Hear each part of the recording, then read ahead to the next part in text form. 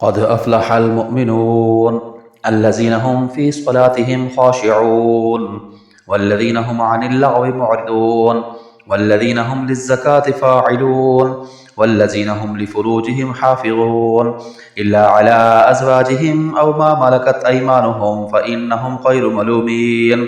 فمن ابتغى وراء ذلك فأولئك هم العادون والذين هم لأماناتهم وعهدهم راعون والذين هم على صلواتهم يحافظون أولئك هم الوارثون الذين يرثون الفردوس هم فيها خالدون ولقد خلقنا الإنسان من سلالة من طين ثم جعلناه نطفة في قرار مكين ثم خلقنا النطفة علقة فخلقنا العلقة مضغة فخلقنا المضغة عظاما فكسونا العظام لحما ثم أنشأناه خلقا آخر فتبارك الله أحسن الخالقين ثم إنكم بعد ذلك لميتون ثم إنكم يوم القيامة تبعثون ولقد خلقنا فوقكم 7 طرائق وما كنا عن الخلق غافلين وأنزلنا من السماء ماء بقدر فأسكناه في الأرض وإنا على ذهاب به لقادرون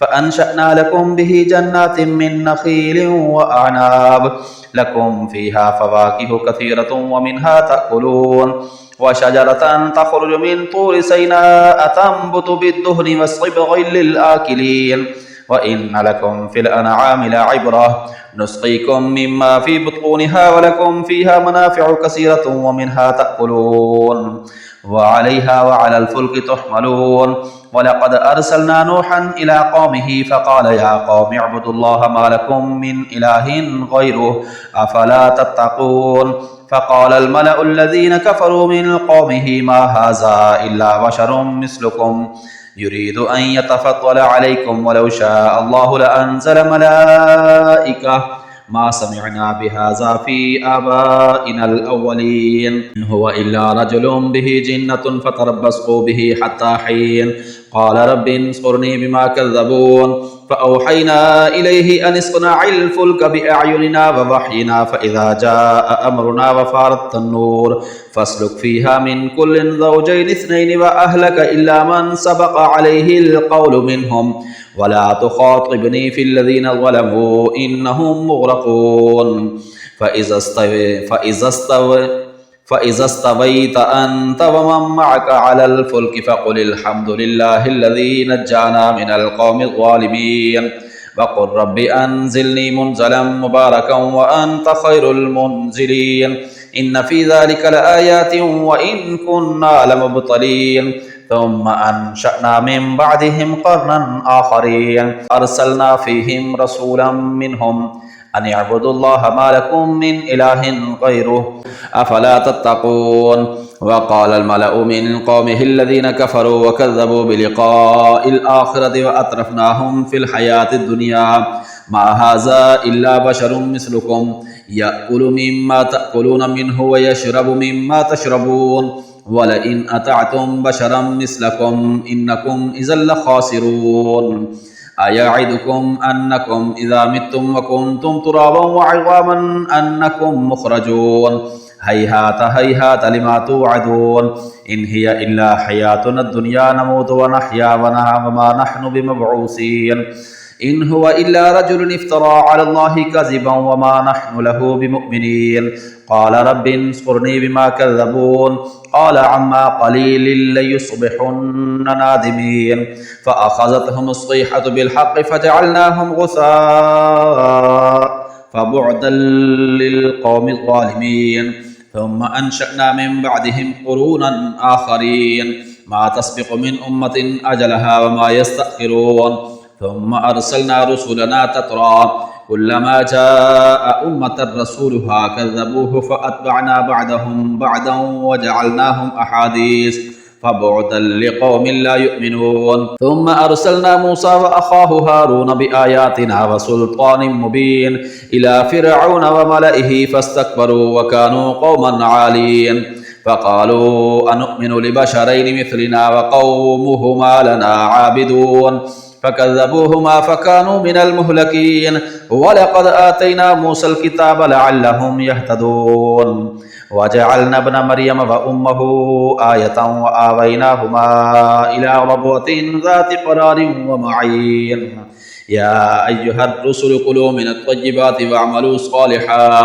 إني بما تعملون عليم وإن هذه أمتكم أمة واحدة وأنا ربكم فاتقون فتقطعوا أمرهم بينهم زبرا كل حزب بما لديهم فرحون فذرهم في غمرتهم حتى حين أيحسبون أن ما نمدهم به من مال وبنين نسارع لهم في الخيرات بل لا يشعرون إن الذين هم من خشية ربهم مشفقون والذين هم بآيات ربهم يؤمنون والذين هم بربهم لا يشركون الذين يؤتون ما أتوا وقلوبهم وجلة أنهم إلى ربهم راجعون أولئك يسارعون في الخيرات وهم لها سابقون ولا نكلف نفسا إلا وسعها ولدينا كتاب ينطق بالحق وهم لا يظلمون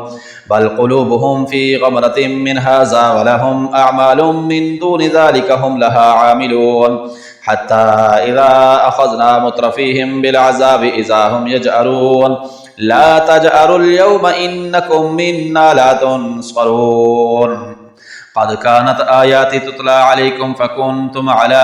أعقابكم تنكصون مستكبرين به سامرا تهجرون أفلم يدبروا القول أم جاءهم ما لم يأت آباءهم الأولين أم لم يعرفوا رسولهم فهم له منكرون أم يقولون به جنة بل جاءهم بالحق وأكثرهم للحق كارهون ولو اتبع الحق أهواءهم لفسدت السماوات والأرض ومن فيهن بل أتيناهم بذكرهم فهم عن ذكرهم معرضون أم تسألهم خرجا فخراج ربك خير وهو خير الرازقين وإنك لتدعوهم إلى صراط مستقيم وإن الذين لا يؤمنون بالآخرة عن الصراط لناكبون ولو رحمناهم وكشفنا ما بهم من ضر للجوا في طغيانهم يعمهون ولقد أخذناهم بالعذاب فما استكانوا لربهم وما يتضرعون حتى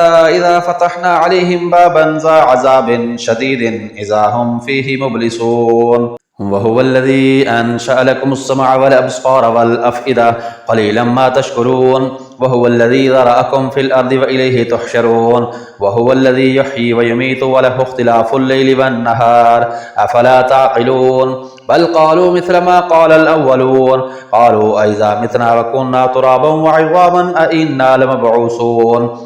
لقد وعدنا نحن وآباؤنا هذا من قبل إن هذا إلا أساطير الأولين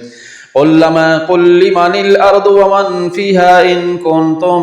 تعلمون سيقولون لله قل أفلا تذكرون قل من رب السماوات السبع ورب العرش العظيم سيقولون لله قل أفلا تتقون قل من بيده ملكوت كل شيء وهو يجير ولا يجار عليه إن كنتم تعلمون سيقولون لله قل فأنا تسحرون بل أتيناهم بالحق وإنهم لكاذبون ما اتخذ الله من ولد وما كان معه من إله إذا لذهب كل إله بما خلق ولعلى بعضهم على بعض سبحان الله عما يصفون عالم الغيب والشهادة فتعالى عما يشركون قل رب إما تريني ما يوعدون رب فلا تجعلني في القوم الظالمين وإنا على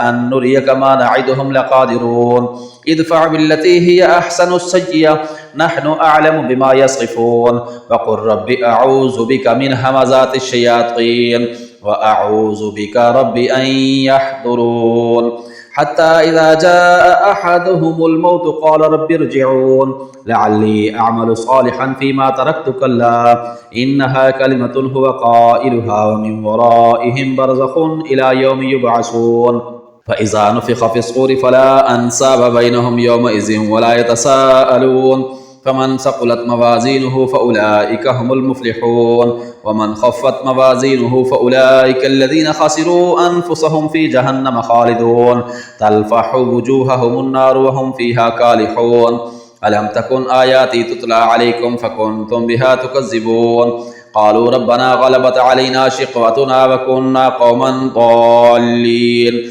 ربنا أخرجنا منها فإن عدنا فإنا ظالمون قال اخسئوا فيها ولا تكلمون إنه كان فريق من عبادي يقولون ربنا آمنا فاغفر لنا وارحمنا وأنت خير الراحمين فاتخذتموهم سخريا حتى أنسوكم ذكري وكنتم منهم تضحكون إني جزيتهم اليوم بما صبروا أنهم هم الفائزون قال كم لبثتم في الأرض عدد سنين قالوا لبثنا يوما أو بعد يوم فاسأل العادين قال إن لبثتم إلا قليلا لو أنكم كنتم تعلمون أفحسبتم أنما خلقناكم عبثا وأنكم إلينا لا ترجعون فتعالى الله الملك الحق لا إله إلا هو رب العرش الكريم ومن يدع مع الله إلها آخر لا برهان له به فإنما حسابه عند ربه إنه لا يفلح الكافرون وقل رب اغفر وارحم وأنت خير الراحمين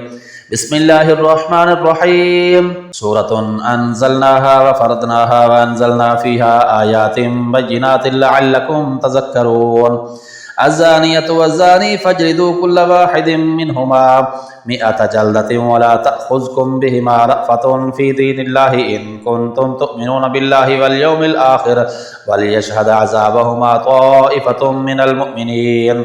الزاني لا ينكح إلا زانية أو مشركة والزانية لا ينكحها إلا زان أو مشرك وحرم ذلك على المؤمنين والذين يرمون المحسنات ثم لم يأتوا ب4 شهداء فاجلدوهم 80 جلدة ولا تقبلوا لهم شهادة أبدا وأولئك هم الفاسقون إلا الذين تابوا من بعد ذلك وأصلحوا فإن الله غفور رحيم والذين يرمون أزواجهم ولم يكن لهم شهداء إلا أنفسهم فشهادة أحدهم 4 شهادات بالله إنه لمن الصادقين والخامسة أن لعنة الله عليه إن كان من الكاذبين ويدرأ عنها العذاب أن تشهد 4 شهادات بالله إنه لمن الكاذبين والخامسة أن غضب الله عليها إن كان من الصادقين ولولا فضل الله عليكم ورحمته وأن الله تواب حكيم إن الذين جاءوا بالإفك عصبة منكم لا تحسبوه شرا لكم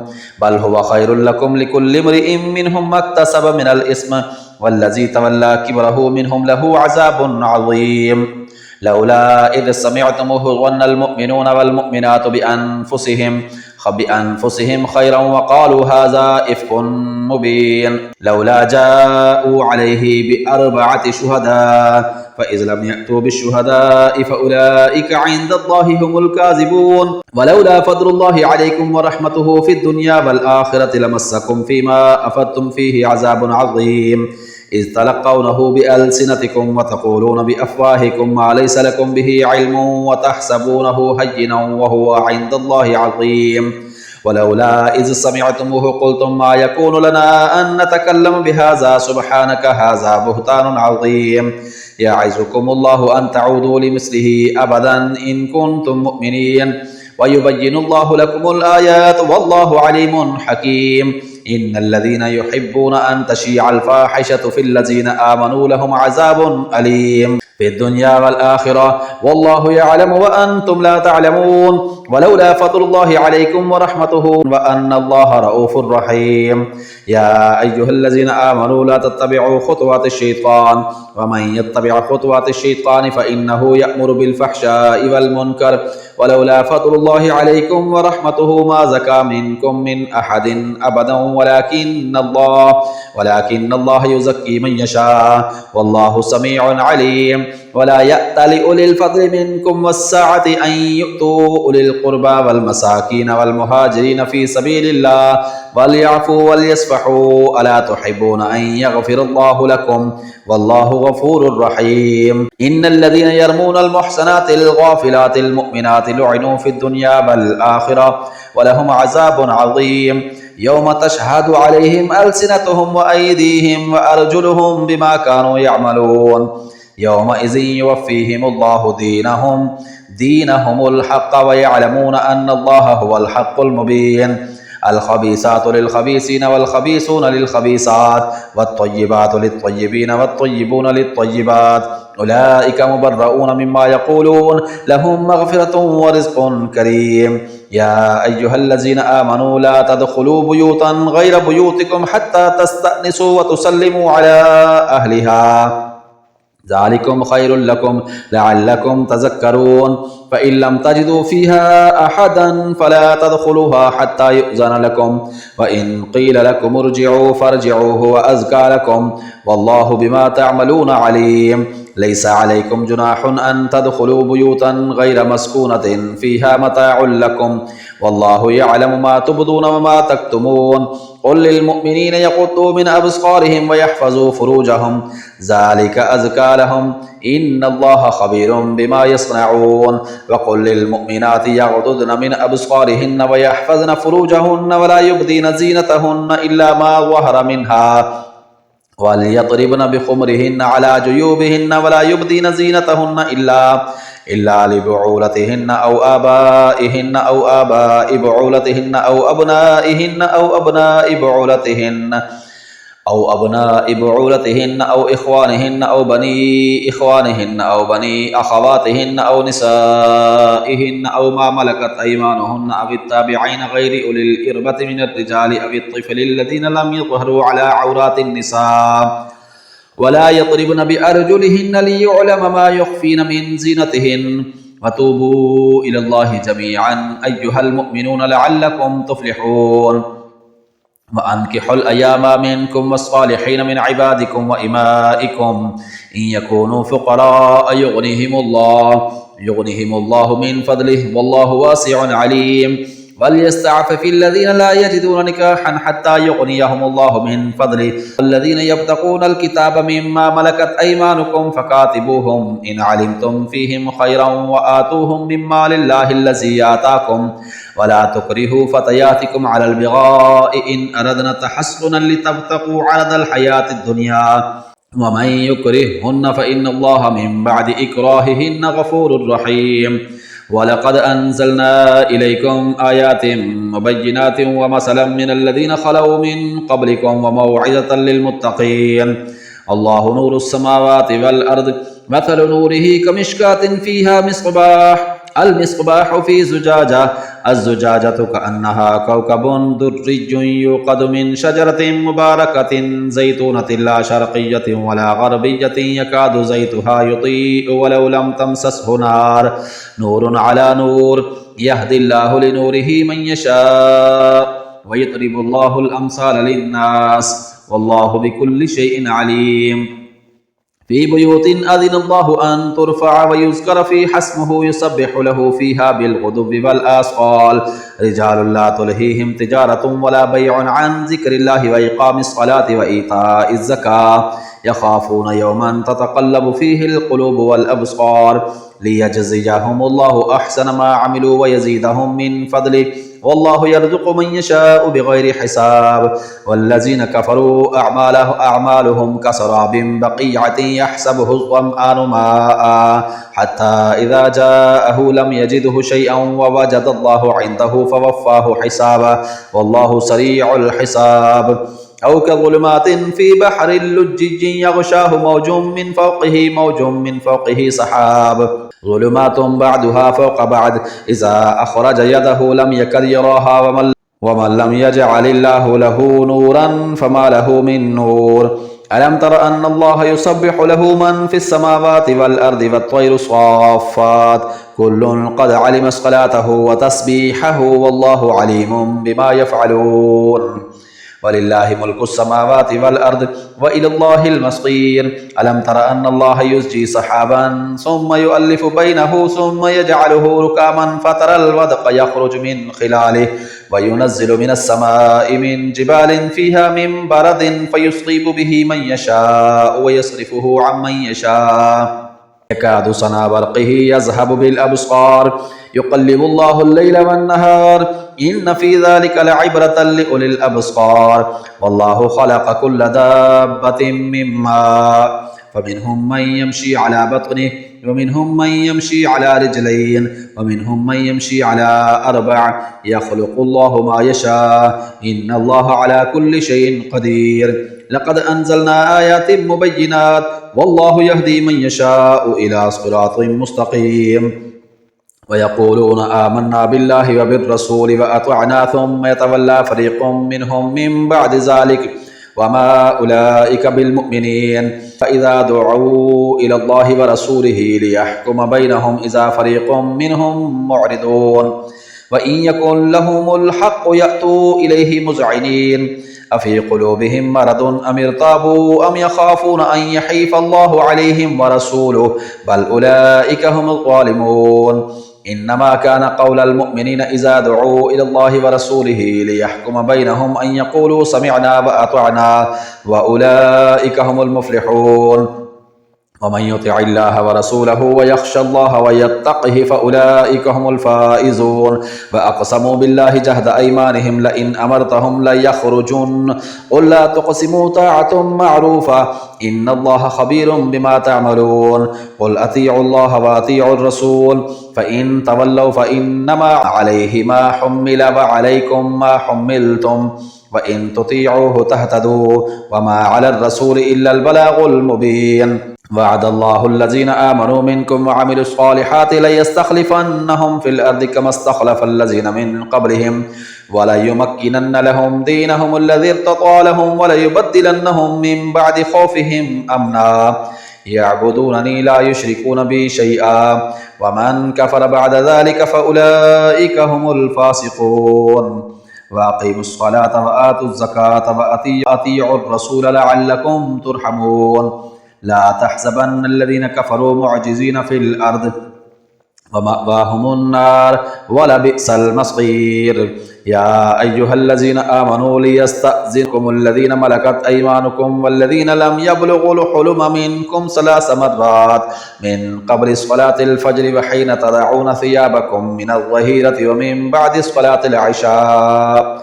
3 عورات لكم ليس عليكم ولا عليهم جناح بعدهن طوافون عليكم بعضكم على بعض كذلك يبين الله لكم الآيات والله عليم حكيم وإذا بلغ الأطفال منكم الحلم فليستأذنوا كما استأذن الذين من قبلهم كذلك يبين الله لكم آياته والله عليم حكيم والقواعد من النساء اللاتي لا يرجون نكاحا فليس عليهن جناح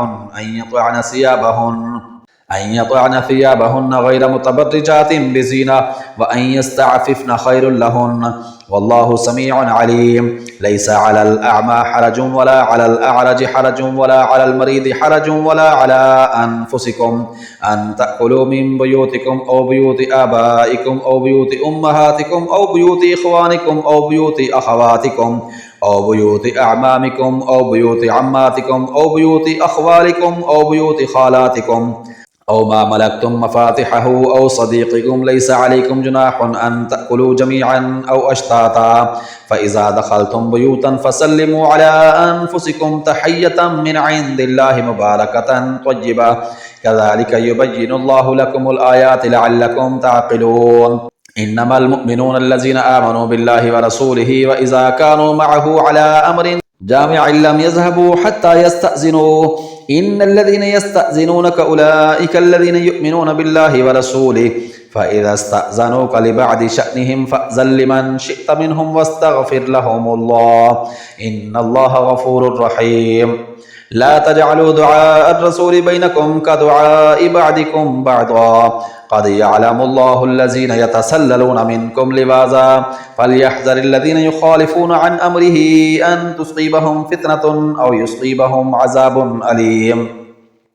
ألا إن لله ما في السماوات والأرض قد يعلم ما أنتم عليه ويوم يرجعون إليه فينبئهم بما عملوا والله بكل شيء عليم بسم الله الرحمن الرحيم تبارك الذي نزل الفرقان على عبده ليكون للعالمين نذيرا الذي له ملك السماوات والأرض ولم يتخذ ولدا ولم يكن له شريك في الملك وخلق كل شيء فقدره تقديرا واتخذوا من دونه آلهة لا يخلقون شيئا وهم يخلقون ولا يملكون لأنفسهم ضرا ولا نفعا ولا يملكون موتا ولا حياة ولا نشورا. وقال الذين كفروا إن هذا إلا إفك افتراه وأعانه عليه قوم آخرون فقد جاءوا ظلما وزورا. وقالوا أساطير الأولين اكتتبها فهي تملى عليه بكرة وأصيلا. قل أنزله الذي يعلم السر في السماوات والأرض إنه كان غفورا رحيما. وقالوا ما لهذا الرسول يأكل الطعام ويمشي في الأسواق لولا أنزل إليه ملك فيكون معه نذيرا أو يلقى إليه كنز أو تكون له جنة يأكل منها. وقال الظالمون إن تتبعون إلا رجلا مسحورا. انظر كيف ضربوا لك الأمثال فضلوا فلا يستطيعون سبيلا. تبارك الذي إن شاء جعل لك خيرا من ذلك جنات تجري من تحتها الأنهار ويجعل لك قصورا بل كذبوا بالساعة وأعتدنا لمن كذب بالساعة سعيرا. إذا رأتهم من مكان بعيد سمعوا لها تغيظا وزفيرا وإذا ألقوا منها مكانا ضيقا مقرنين دعوا هنالك ثبورا. لا تدعوا اليوم ثبورا واحدا وادعوا ثبورا كثيرا. قل أذلك خير أم جنة الخلد التي وعد المتقون كانت لهم جزاء ومصيرا لهم فيها ما يشاءون خالدين كان على ربك وعدا مسئولا. ويوم يحشرهم وما يعبدون من دون الله فيقول أأنتم أضللتم عبادي هؤلاء أم هم ضلوا السبيل. قالوا سبحانك ما كان ينبغي لنا أن نتخذ من دونك من أولياء ولكن متعتهم وآباءهم حتى نسوا الذكر وكانوا قوما بورا. فقد كذبوكم بما تقولون فما تستطيعون صرفا ولا نصرا. ومن يظلم منكم نذقه عذابا كبيرا. وما أرسلنا قبلك من المرسلين إلا إنهم ليأكلون الطعام ويمشون في الأسواق وجعلنا بعدكم لبعد فتنة أتصبرون وكان ربك بصيرا. صدق الله العظيم.